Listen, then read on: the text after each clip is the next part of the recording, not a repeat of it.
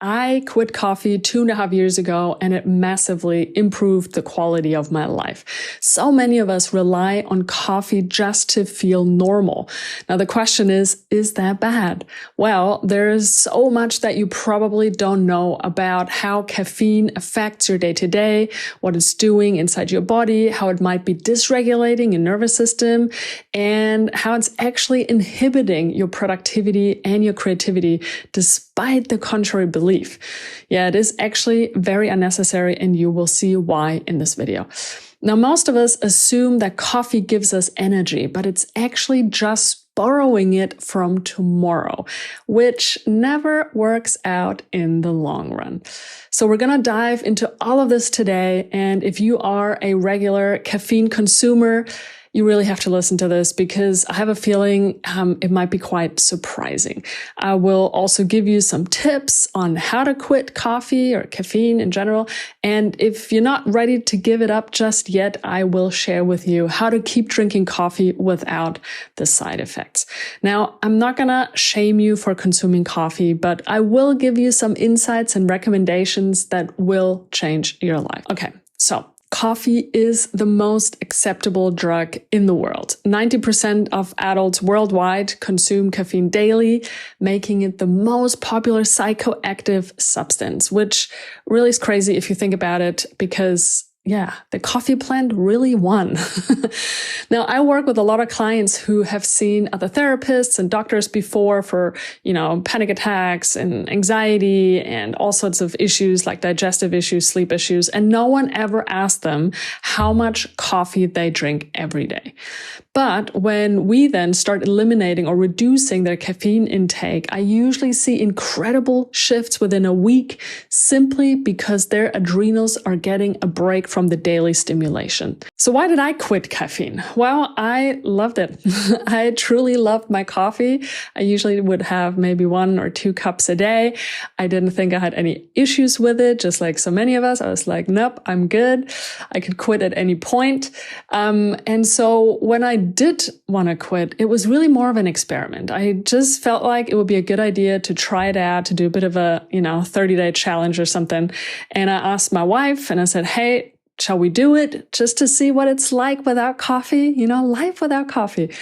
And she's like, yep, let's do it. And so here we go. Okay, well, there's one thing that we did that I totally don't recommend, and that was quitting cold turkey. Not a good idea. I had massive withdrawal symptoms, my wife as well, and they were really extreme. I had massive headaches every day and brain fog. Like after about 11 a.m., just my energy levels would just drop for the rest of the day. So I basically had to write off a whole week. So that's basically how long it took. But then, wow, the effects were pretty incredible. I suddenly had consistent energy throughout the day. My sleep improved. My digestion improved by a lot. I was able to focus much better. I was feeling more present. It was pretty crazy, actually. And looking back, knowing what I know now, coffee definitely intensified my anxieties, my internal pressure, which I really didn't know until I experienced life without caffeine. Like I didn't know how much pressure and tension and anxiety I was carrying in my body until I quit caffeine. Plus, I already had digestive issues before for many years, and coffee definitely made those worse as well, because after I quit coffee, those went, things just got a lot better. Now, I just didn't know any of this. Like, I didn't know that these could potentially be the effects. No one ever asked, and, drinking coffee is so normalized. It just never occurred to me that it could be bad for me, right? And so I'm still so glad I quit, to be honest. One reason I never want to go back to drinking coffee every day is because I just never want to go through quitting again. That was just terrible. And so knowing what caffeine does to my body and my nervous system, this whole thing blows my mind still. And I just don't want to be in this dependent relationship again and do this to my nervous system, right? Because the truth is, like, I had to find out coffee is totally unnecessary. My life is richer, it's better without coffee in my life. And that doesn't mean I don't drink coffee, because I do enjoy a cup of decaf, but just no caffeine. So what does caffeine do to your body and your nervous system? Well, for one, it causes an artificial stress response. And the emphasis here is on artificial, so keep this in mind. It does increase adrenaline and cortisol in your body, and therefore it elevates your blood pressure, your heart rate, you're going to be breathing faster, all the signals and symptoms of a stress response. So 1 cup of coffee increases your blood cortisol levels by 30 to 100% in 1 hour. Now, this depends on your overall cortisol levels, on the state of your nervous system, but cortisol can remain elevated for up to 18 hours in the blood, meaning it has a very long shelf life, okay? So therefore, caffeine mimics a stress response, although there is no real stressor or threat present, okay? Now, the problem with this is that we essentially break our body's boundaries by overriding things like exhaustion, freeze, and the need to rest. So we basically ignore and reject our body's needs. So whenever your body feels tired, right, it's telling you, I'm tired. And you're like, oh, we're just going to drink a cup of coffee. You are overriding your body's needs. Okay. And so therefore, caffeine borrows energy from your future. It is energy that you do not have right now.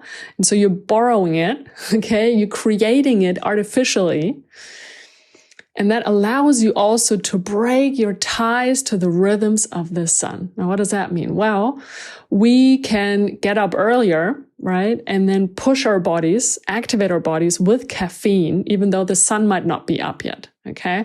Or we stay up late because we have a deadline, for example, and we just need to get it done. And therefore, we can drink coffee until late at night to stay up, even though we should definitely already be going to sleep. And so many people today are already in a chronic stress response. And many of us are not aware of that. Most of us aren't, right? Because it's so normalized in our culture.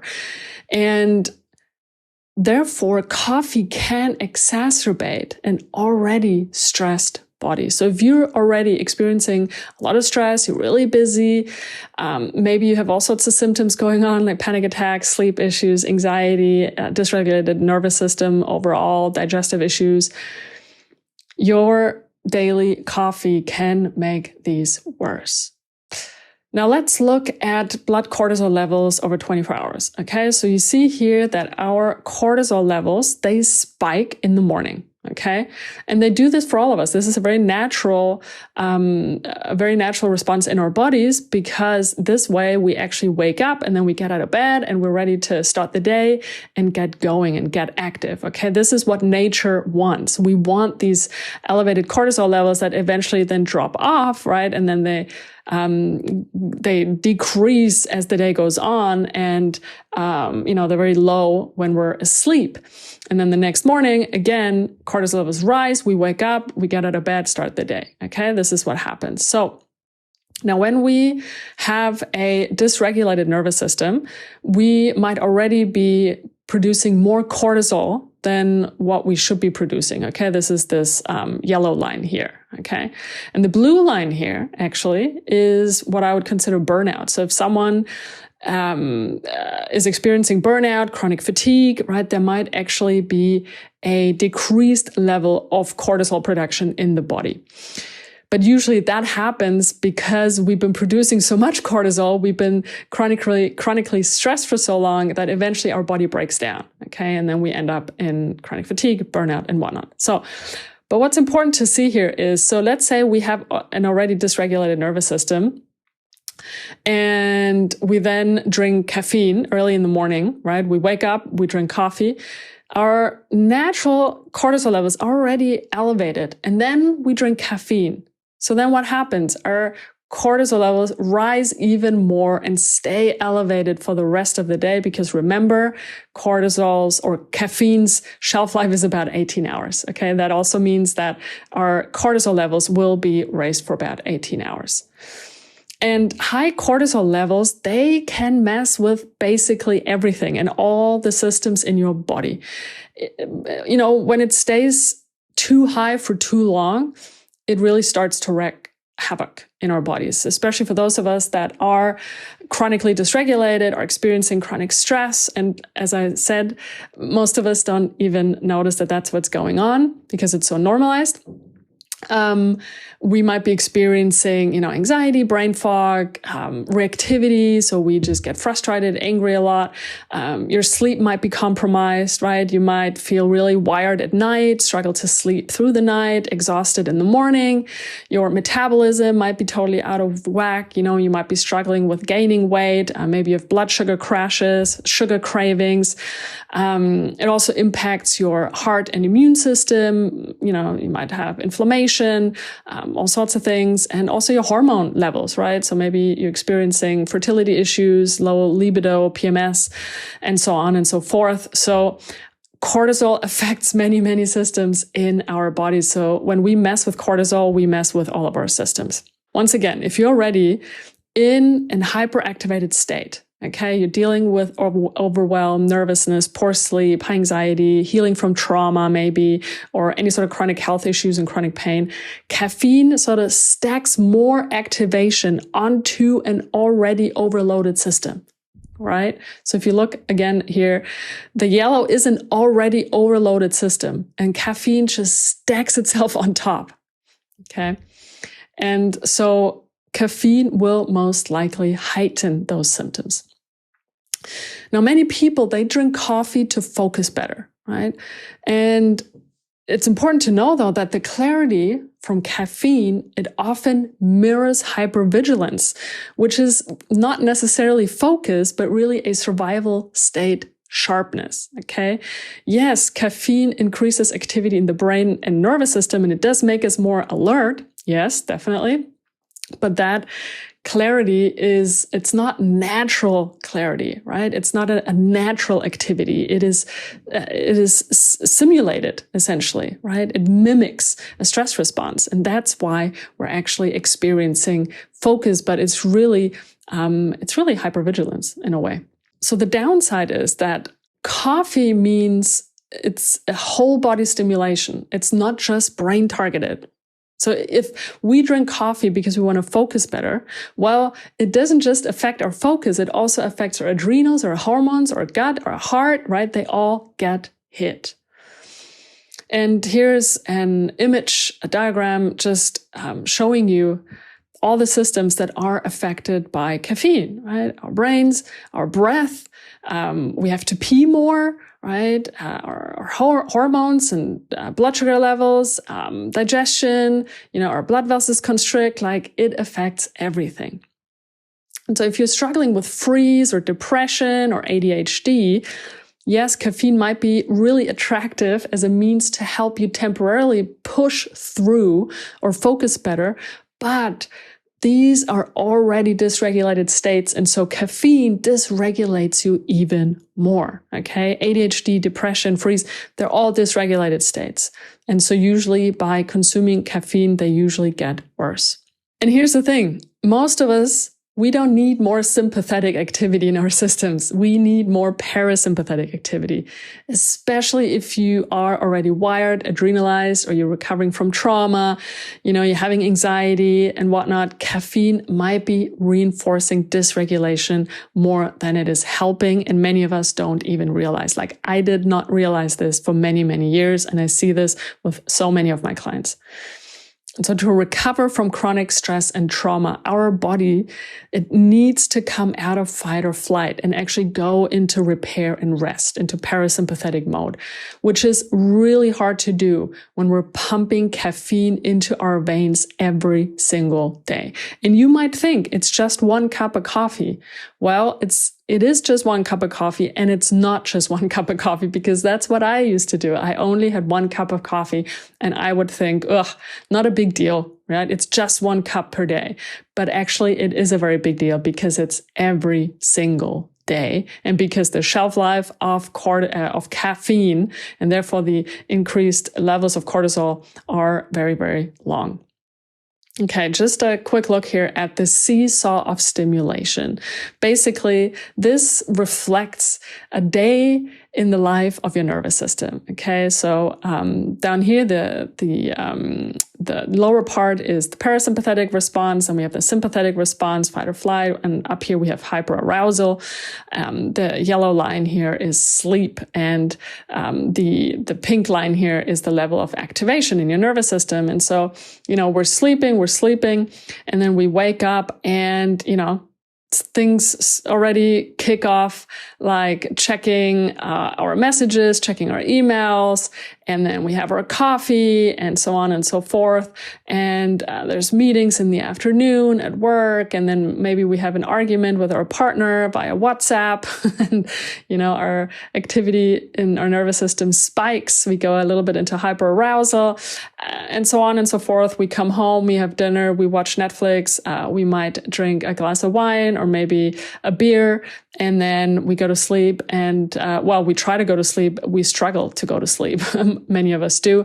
So in the morning, there's a lot of stimulation happening, especially with coffee, right? We adrenalize our bodies. And then in the evenings, we basically sedate ourselves with wine, with sugar, with Netflix, with doom scrolling, with smoking weed. And so this is what we call the seesaw of dysregulation. The body never really gets to rest. It is constantly bouncing between extremes, between stimulation and sedation. It's constantly going up and down, but it's never actually going into a proper parasympathetic state as we go about our day and actually get some rest, right? Because we're constantly stimulating or sedating our bodies, but the sedation isn't really true parasympathetic activity. So here's my number one advice. Eliminate caffeine. This is the essence of my message in this video. It is the quickest way to reduce cortisol production, to elevate the production of DHEA, which is the leading anabolic youth hormone. DHEA is a hormone involved in various bodily functions like the immune system, the cardiovascular system, the reproductive system, nervous system health, and so on. And here are a few tips on how to quit caffeine. Don't do it like I did it, okay? Rather than going cold turkey, because it's totally not recommended, here's a few recommendations. Number one, give yourself a week or two to slow down and to actually slowly wean yourself of caffeine, okay? So slowly reduce the amount that you drink every day. So let's say you're drinking 2 cups per day, start drinking just 1 cup per day. And then eventually maybe you have 1 cup, but it's half coffee and half decaf. Okay. And then eventually you get to a place where you are down to 0. And then the question is, well, what kind of beverage am I going to have in the morning? I need my morning beverage. And I do too. And I tried out all sorts of coffee alternatives that are decaffeinated. And eventually we switched to decaf, which has a very, very low percentage of caffeine. I think it's maybe 3%. And that's what we mostly have. There are some really awesome decaf beans out there these days, high quality. Or cacao is also really awesome. Love myself a good cacao. Again, there's a little bit of caffeine in it, but it's pretty negligible. Try out all the different kinds of herbal teas out there. There's so much out there, and there's a lot more alternatives to coffee than I've listed here. But overall, I recommend you do maybe something like a 90-day experiment. 30 days is usually not enough to really see the effects. But after 90 days, you're going to have a really good idea as to what life is without coffee, and really see and reap the benefits and really feel like what a regulated nervous system feels like. Now, here's some advice if you're not ready to quit caffeine, because I totally understand that you might not want to go down this route just yet. Maybe you will eventually, but here's my advice. Number one, timing matters, okay? So don't drink coffee right after waking up. Cortisol, right, our wake-up hormone, it's supposed to peak naturally in the morning. And therefore, give your body those 90 minutes after waking up and for the cortisol to peak. And then as it comes back down, that's when you can have your cup of coffee without messing up your cortisol levels too much, right? Number 2, eat before you consume caffeine. Have some protein, some fat, some fiber. It really slows down caffeine absorption. It stabilizes your blood sugar levels and it buffers the intensity of caffeine. Then number 3, the dose matters, okay? Most people drink 2 to 4 cups of coffee, right? Or just when they feel they need it. But oftentimes it's more about habit than it is about functional benefit. So I really recommend that you start cutting your usual amount in half and then observe when do you actually need a second cup. Or just drink your coffee as like half decaf. Okay, it's a really good trick to drink half caffeine, half decaf. It allows you to get a boost from the caffeine while still enjoying the flavor and the ritual and whatever. And it lowers your caffeine intake. Generally, I would recommend come down to 1 cup per day. Drink it 90 minutes after you get up, after you had your breakfast, or maybe if you do want another cup in the afternoon, then drink these 2 cups per day, but make them half decaf. Okay. And then number 4, stop drinking coffee after 1 p.m. That is a really big recommendation. Remember, caffeine has a very long shelf life in our bodies. For some people, I don't know what it is, they can drink coffee all day long and they can still sleep pretty well. Although I would really love to see their sleep patterns, as in like maybe using an Oura ring or a Whoop strap and really track their sleep. And then while they're drinking coffee and then have them quit coffee and then see how that changes, right? But drinking coffee midday has shown to decrease your body's ability to make melatonin, which is our sleep hormone. It's the hormone that's responsible for helping you fall asleep. And so the best would be to stop drinking coffee after 1 p.m. And here again is a little graphic showing you the relationship between caffeine and cortisol. Again, here is the peak, right? Usually in the morning, your cortisol peak. And so if you drink your coffee 90 minutes after you wake up, right, as your cortisol levels come back down, then that's a way better way to consume caffeine.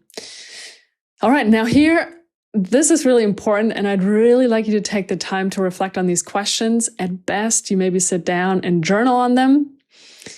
Here we go. Number 1, who would I be without my daily coffee? Number 2, what am I actually craving when I reach for coffee? Number 3, what sensations or feelings am I overriding with caffeine?